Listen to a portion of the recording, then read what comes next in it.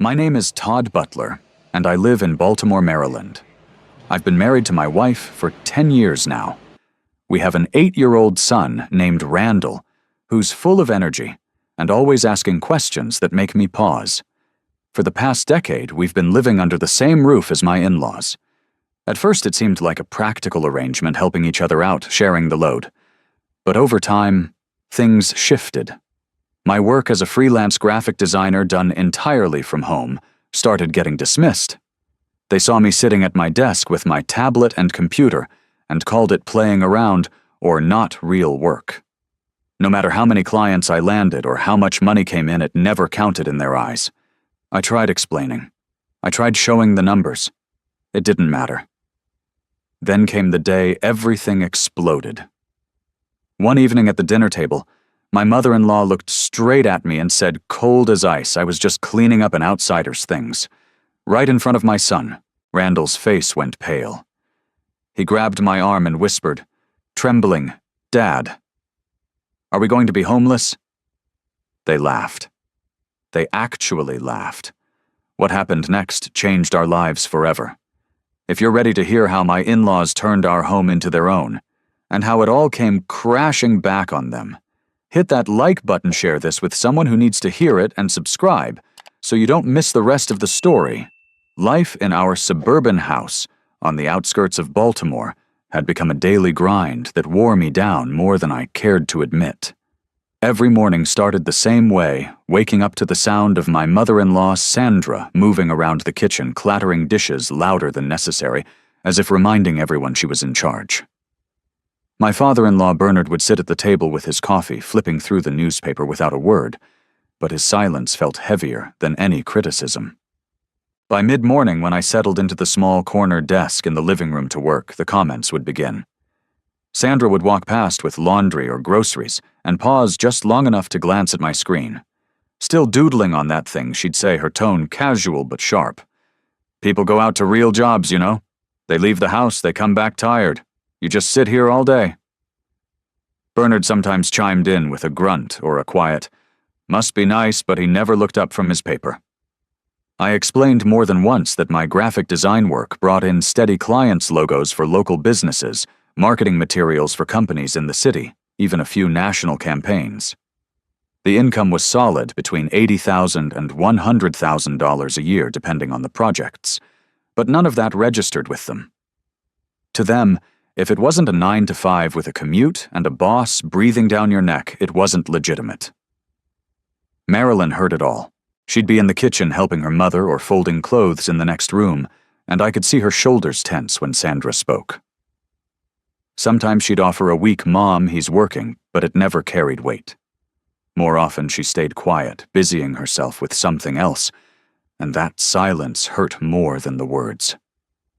I knew she was caught between loyalty to her parents and the life we'd built, but the longer we stayed under their roof, the more she drifted toward their side. I stopped arguing. I stopped defending my job. Instead, I started planning in secret. Every payment that came in, client deposits, milestone fees, even small royalties from stock designs, I funneled into a separate savings account they didn't know about. I tracked every dollar, watched the balance grow slowly but steadily. The goal was clear a place of our own, far enough from the daily tension that I could breathe again. I researched condos in the city, focusing on the area near Inner Harbor, the views of the water, the modern layouts, the security. Everything appealed to me. A high-rise unit with enough space for Randall to have his own room, a dedicated workspace for me, and most importantly, no shared walls with in-laws. The prices were steep, but with careful saving and a little luck on upcoming projects, I could make it happen. Months passed like that, quiet determination during the day, late nights reviewing budgets after everyone went to bed. I kept the plan hidden, not because I wanted to deceive anyone, but because every time I'd brought up moving out in the past, Sandra had dismissed it as ungrateful, and Bernard had simply changed the subject. Marilyn had never pushed back hard enough to change their minds. When spring returned to Baltimore, warmer days, and cherry blossoms lining the streets downtown, I finally reached the target amount. The savings account showed enough for a solid down payment and closing costs. I sat at my desk one afternoon, staring at the numbers, feeling a quiet sense of relief, mixed with something close to defiance. When spring in Baltimore warmed up again, with cherry blossoms in full bloom, I finally reached my savings goal. Spring gave way to longer days and warmer air in Baltimore, and with the savings finally in place, I moved quickly to close on the condo. The real estate agent met me at the title company one afternoon, where we signed the final documents, and just like that, the place near Inner Harbor belonged to us.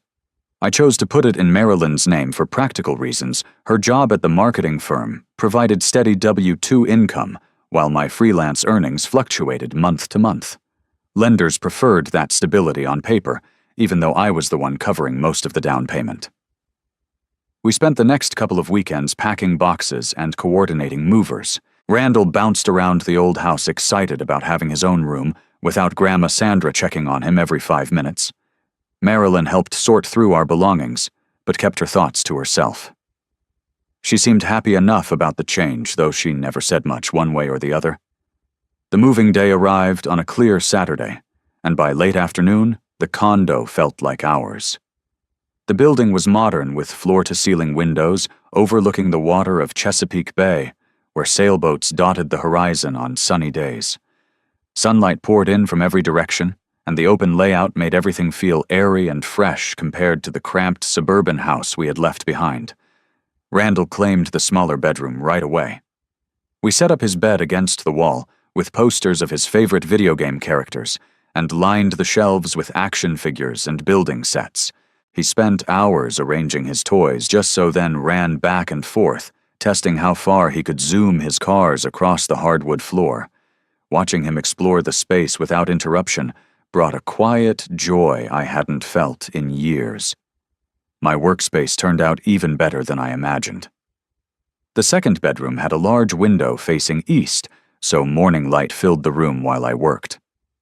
I set up my dual monitors on a long desk bought specifically for the spot, along with ergonomic chair and plenty of storage for sketches and hard drives. For the first time, I could spread out projects without worrying about someone walking by and commenting on what I was doing. Evenings became peaceful. We ate dinner together at the small dining table by the window, watching the sky change colors over the bay. Randall talked non-stop about his day at school and his new friends in the building's playground downstairs. Marilyn smiled more often and sometimes joined in the conversation instead of retreating to the kitchen like she used to. Those first few weeks felt like a fresh start. No more tiptoeing around criticism, no more tension hanging in the air during meals. I worked longer hours without guilt because the space supported it, and the results showed clients responded faster to revisions, and I landed 2 new contracts within a month. Randall slept better at night and woke up eager to start the day. The condo gave us room to breathe, and for a while everything aligned perfectly. When the humid heat of summer settled over Baltimore and the air grew thick with moisture, I received an important job that required an in-person meeting. The humid heat of summer had fully arrived in Baltimore, and with it came a major client project that required face-to-face meetings. The company was based in Washington, D.C., and they wanted me on site for 3 to 4 days to review designs and finalize branding elements. Driving there would take about an hour on I-95 if traffic cooperated, but rush hour could easily double that. Before leaving, I made sure Marilyn knew the exact schedule. I sent her the hotel confirmation, the meeting agenda, and even photos of the conference room where we'd be working. I included timestamps for each session and promised to text updates every evening. She nodded and said she'd manage things at home with Randall. Her tone was neutral, but I took it as agreement. I packed light left early one morning to beat the worst of the traffic and arrived at the client's office by mid-morning. The days passed in a blur of presentations, feedback sessions, and quick lunches in the building cafeteria. I sent Marilyn messages each night with pictures of the progress, and she replied with short updates about Randall's schoolwork and how quiet the condo felt without me. Meanwhile, back at the condo, events unfolded without my knowledge. My mother-in-law, Sandra, and my father-in-law Bernard had been talking with my brother-in-law Mario for weeks. Mario, who had been unemployed for over a year and still living off occasional family support, had expressed interest in the new place. Sandra decided the condo was too large for just the three of us, and that Mario deserved a room of his own. One afternoon, while I was still in D.C., Sandra and Bernard showed up at the door unannounced. Marilyn let them in, and they sat her down at the dining table. Sandra spoke first, explaining that it only made sense for the family to stay together, especially since Mario had nowhere stable to go. Bernard added that the building was secure and spacious enough for everyone. Marilyn hesitated, but Sandra pressed on, reminding her how much they had helped over the years, and how ungrateful it would be to turn them away. They produced paperwork they had prepared in advance, a quitclaim deed transferring ownership from Marilyn to Bernard. Sandra explained it was simple, just a formality to protect the property in case something happened. Marilyn asked about the taxes and fees, and Sandra assured her that the savings account I had built up would cover everything, including gift taxes and notary costs. Marilyn signed the document after a long pause. She later told me she felt pressured and didn't fully understand the implications. The movers arrived the next day, bringing Mario's belongings along with some furniture from the old house.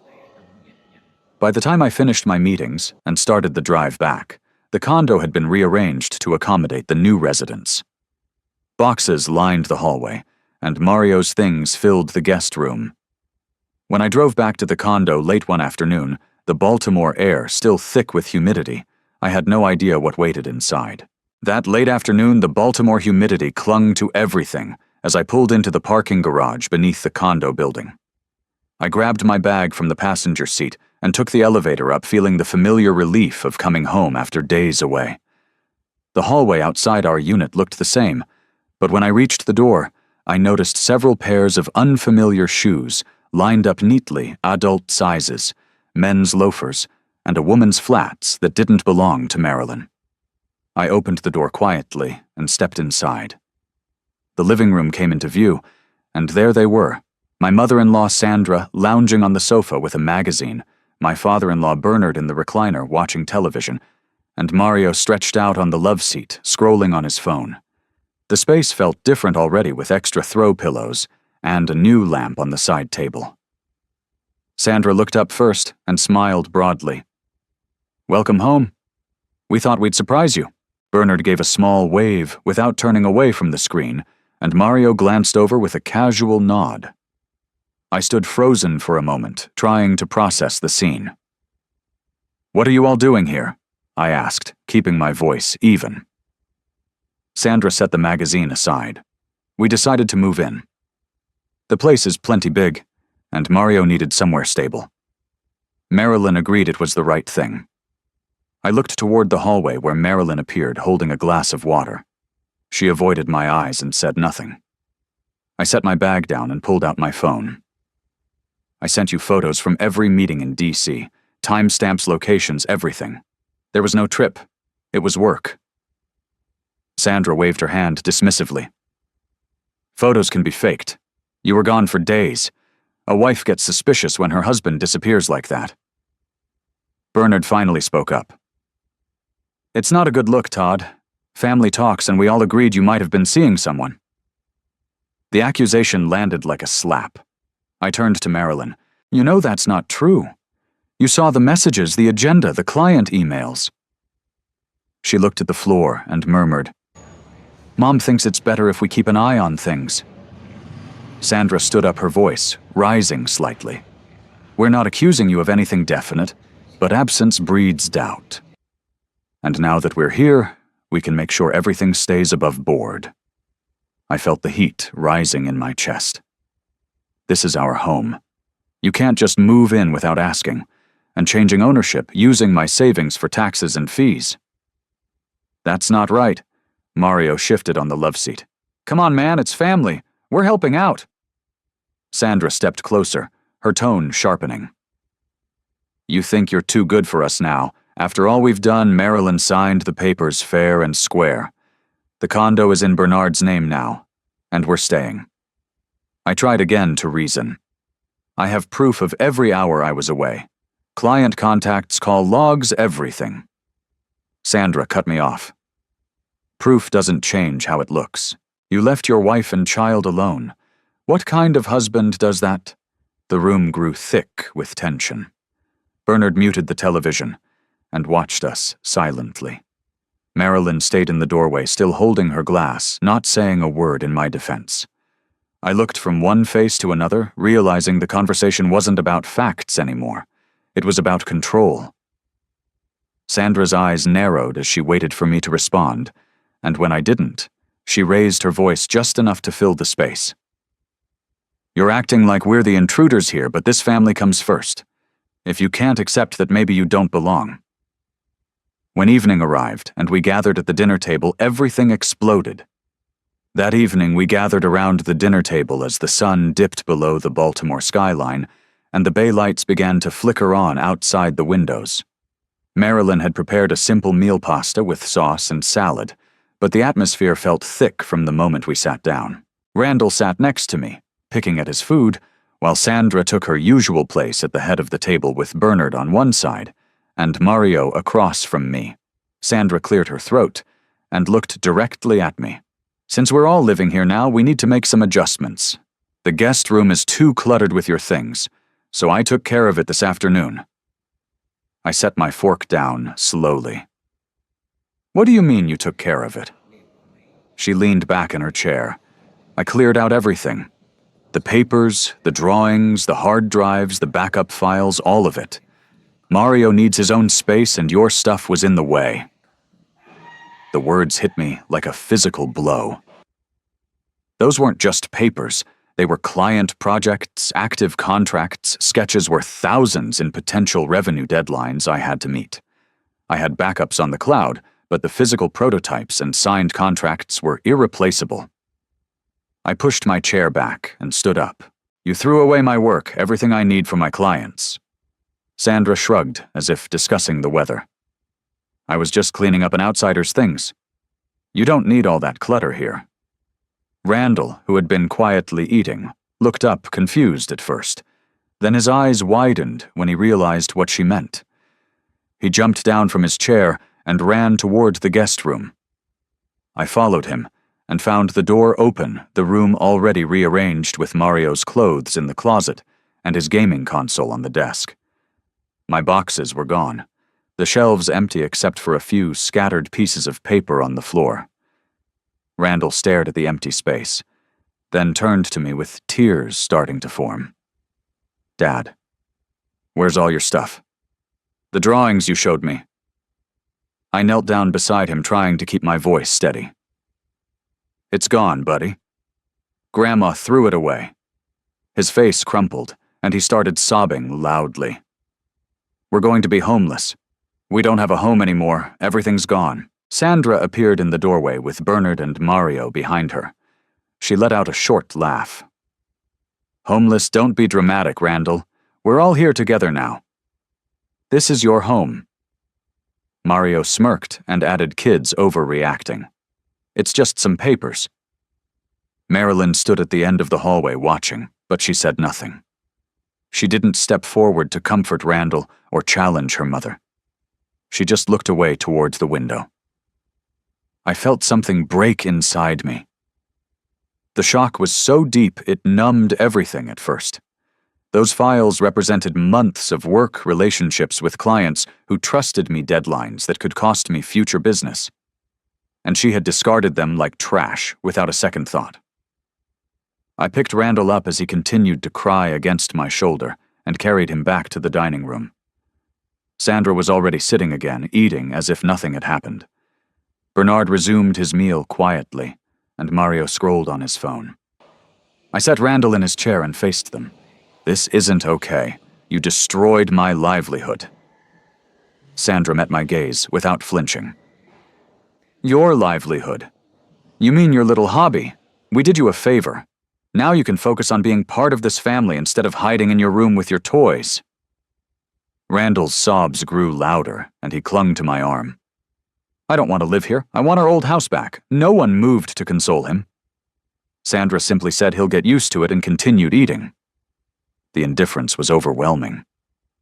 I stood there looking at the people who had invaded our home, erased my work, and now laughed at my child's fear. Marilyn still hadn't spoken a word in our defense. In that moment, the realization settled in cold and certain. I couldn't continue living like this, not for another day. After that night, Randall remained haunted and kept asking me about our future. He would wake up in the middle of the night whispering questions like, "Dad, what if we lose this house too? Or will we have to sleep in the car?" His small voice carried so much fear that it stayed with me long after he fell back asleep. Each time he spoke those words, it chipped away at whatever hesitation I still had about what needed to be done. I spent the next few days quietly researching Maryland divorce laws. The state allows no-fault divorce, which means neither party has to prove wrongdoing. You simply state that the marriage is irretrievably broken, and after a short waiting period, it's finalized. I downloaded the forms from the county website, filled them out carefully, and made copies. I knew Marilyn would sign without much resistance, because she had already shown where her loyalty lay.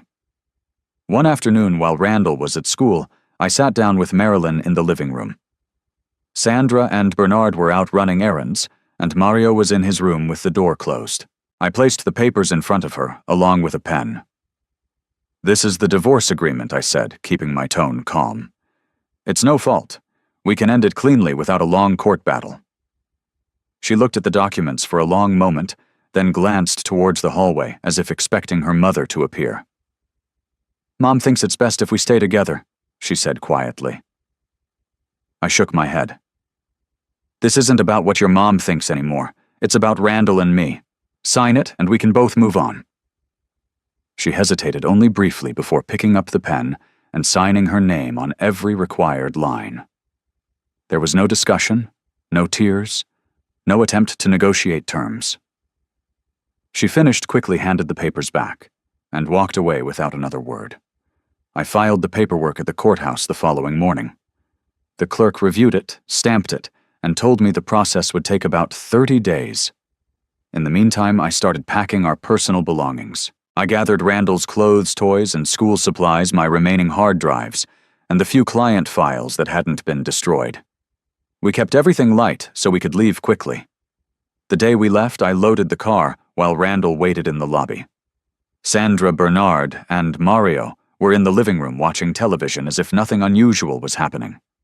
Marilyn stood by the door, arms crossed, looking anywhere but at me. Before walking out, I turned to them one last time. "Just so you know, the mortgage on this place is $3,500 a month, including principal interest taxes and HOA fees. Good luck keeping up with that on your own." Sandra laughed softly. "We'll manage. We've always managed." Bernard nodded without speaking, and Mario didn't even look up from his phone. I took Randall's hand, and we walked to the elevator. He didn't cry this time. He just held on tightly as the doors closed behind us. A few months later, when winter returned to Baltimore with light snow falling gently, the consequences began to unfold. The mortgage payments, which had seemed manageable when I was covering most of them, quickly became impossible for the remaining household. Sandra, Bernard, and Marilyn tried to keep up at first, dipping into whatever savings they had left, but the combined principal interest taxes and HOA fees totaled $3,500 every month. Without my income, the shortfall grew fast. The bank sent notices, then formal demands. When those went unanswered, they filed for foreclosure. In Maryland, the process typically takes 2 to 7 months, depending on court backlog and whether anyone contests it. No one contested. The condo went into default, the lender took possession, and the property was scheduled for auction. They lost the home they had claimed as their own. Debt piled up rapidly. Credit cards maxed out personal loans taken to cover gaps, utilities unpaid. Sandra and Bernard eventually filed for Chapter 7 bankruptcy to discharge unsecured debts like credit card balances and personal loans. It provided relief from those obligations, but the damage to their credit scores would last 7 to 10 years. Future borrowing, renting, or even some job applications would become difficult. Marilyn's name still on some accounts suffered the same fate. Mario's situation worsened. Already unemployed, he couldn't find steady work with the family scandal hanging over them. Word spread quickly through relatives and old friends. People who once offered help now kept their distance. Invitations to gatherings stopped. The family that had prided itself on staying together now faced isolation as everyone learned the details of how they had taken over the condo, destroyed property, and pushed out a child in the process. Meanwhile, Randall and I settled into a modest rental house in a quiet suburb on the other side of the city. The place was small, 2 bedrooms with a tiny yard, but it felt peaceful. No one walked in without knocking. No one questioned how I spent my days at the desk. Randall adjusted quickly, making friends at the local school and sleeping through the night without fear. My freelance work took off in ways I hadn't expected. Freed from daily tension, I focused entirely on projects. Clients noticed the difference in turnaround and quality. New contracts came in steadily larger ones with better rates. Income climbed steadily past what it had been before the move. I could finally breathe and build without interference. We never heard from them again. No calls, no messages, no attempts at reconciliation. The door closed completely, and I made sure it stayed that way. Whatever happened next was their burden to carry. Looking back now, I feel only gratitude for getting out when we did. The lesson is clear when respect disappears and boundaries are ignored. Staying often costs more than leaving. Families can heal, but only when everyone is willing to see the truth. Ignoring it just delays the inevitable reckoning. Thank you so much for listening, all the way to the end of this story. It means a lot that you stayed with me through the tough parts. If this resonated with you, if you've been through something similar, or if it made you think about your own situation, please share your thoughts in the comments below. I'd love to hear from you.